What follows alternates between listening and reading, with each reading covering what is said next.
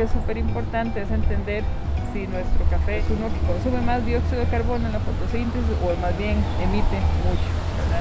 Entonces esto nos va a dar todo ese tipo de respuestas.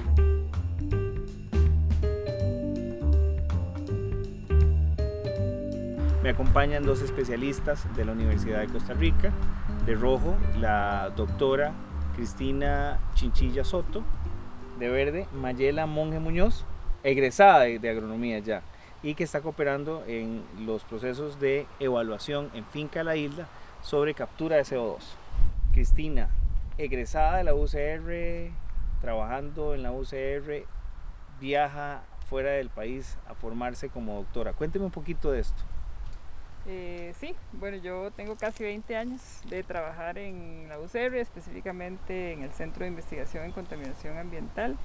Hice mi bachillerato en agronomía y después cursé también mi maestría en la Facultad de Ciencias Agroalimentarias en la parte de suelos, pero siempre he tenido como esta pasión por la interacción suelo-planta-atmósfera.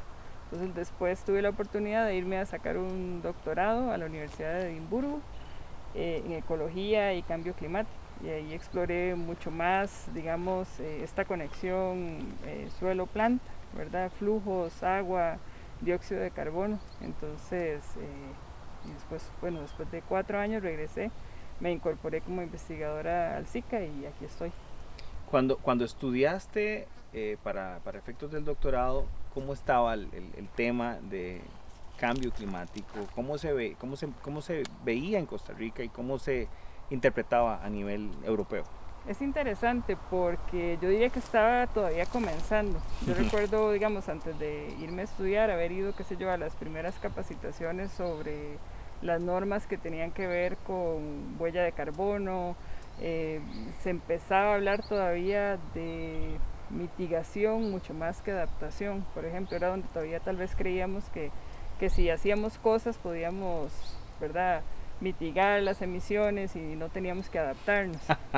Cuando ya yo llego a estudiar, pues me encuentro con la sorpresa de que ya en otros países ya se habla de adaptación. Muy bien. Ya no se habla de carbono neutralidad, ¿verdad?, sino que se habla de reducciones.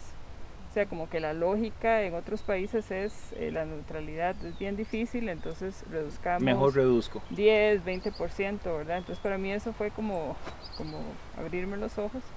¿Qué papel juega el suelo en cuanto a la dinámica de liberación y de captura del CO2? Con el suelo, si bien es cierto, es el mayor reservorio de carbono, digamos, a nivel terrestre, tenemos este problema que se pierde fácilmente, ¿verdad? Entonces por eso ha habido como controversia en este tema. O sea, yo puedo en este momento medir lo que llamamos mi stock de carbono, mi almacenamiento de carbono en 1 metro, pero dependiendo de mis prácticas agrícolas puede cambiar para bien, o si yo hago una mecanización fuerte puedo perder ese carbono que me tomó años llevar ahí, ¿verdad?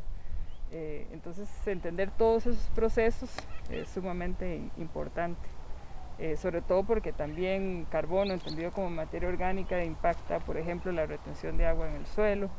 Entonces, ¿verdad? O sea, el ciclo del carbono y el agua van juntos ahí. Entonces, por eso es algo que hay que estudiar con cuidado.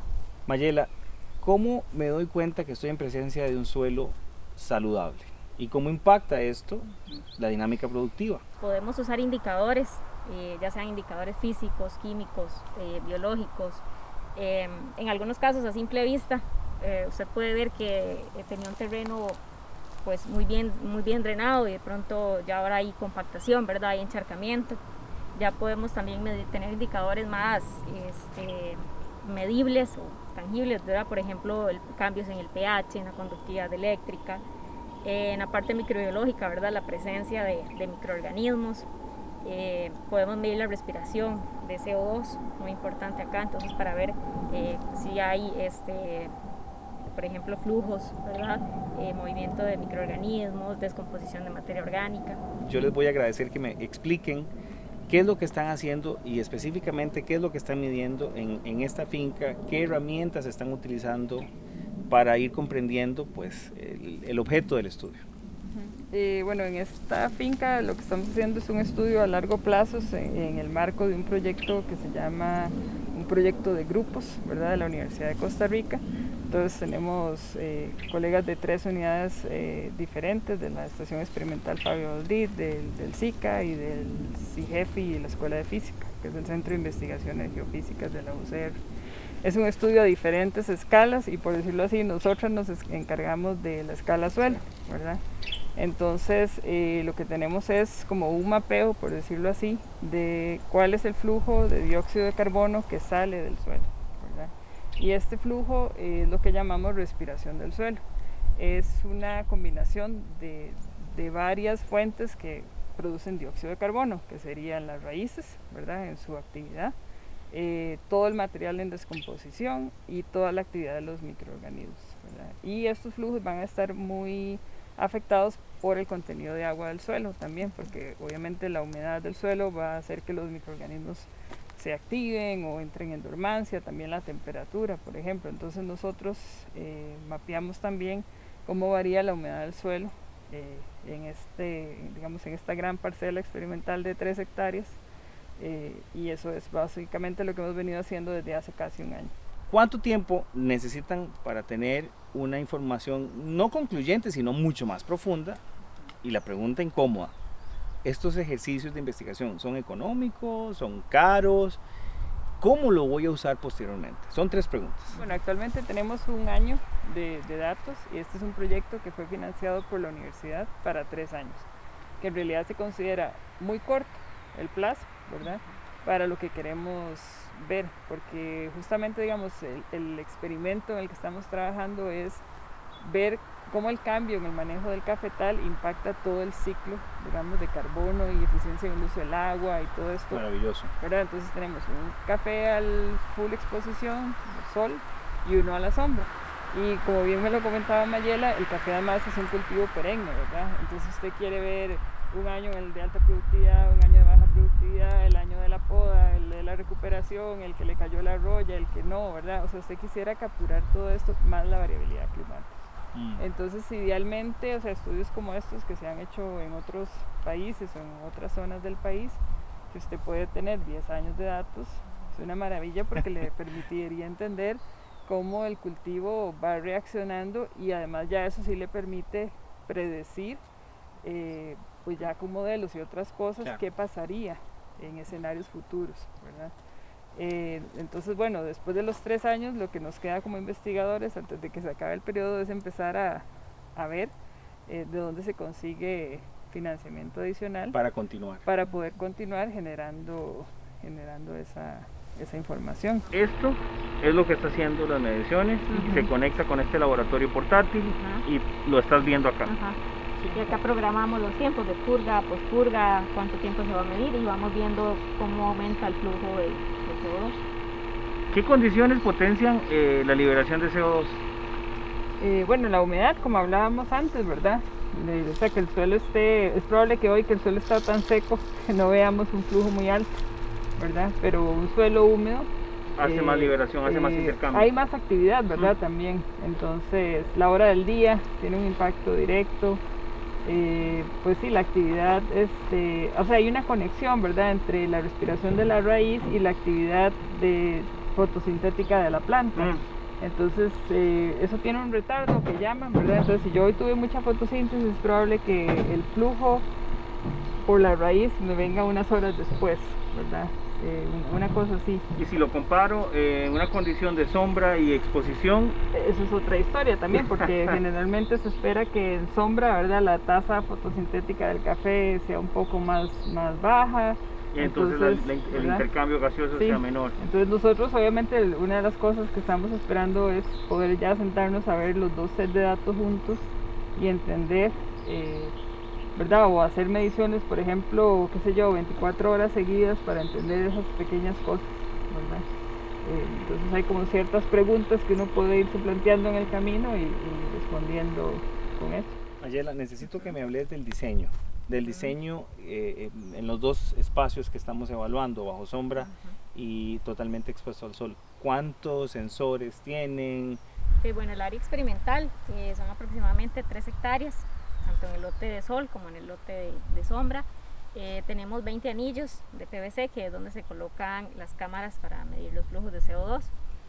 Tenemos 20 en cada lado instalados, y también tenemos los sensores de humedad.